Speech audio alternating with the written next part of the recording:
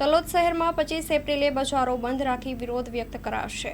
સાબરકાંઠા જમ્મુ કાશ્મીરના પહેલગામમાં આતંકી હુમલાના ઘેરા પ્રત્યાઘાત પડ્યા છે। જમ્મુ કાશ્મીર પહેલગામમાં 22 એપ્રિલ 2025ના રોજ થયેલા આતંકવાદી હુમલામાં 26 લોકોના મૃત્યુથી દેશભરમાં શોકની લાગણી ફેલાઈ છે। સાબરકાંઠા જિલ્લાનું તલોદ આવતીકાલે સંપૂર્ણ બંધ છે।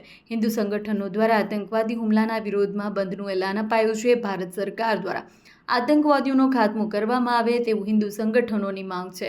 શુક્રવાર સાબરકાંઠા તલોદ સંપૂર્ણ બંધ રખાયું હતું।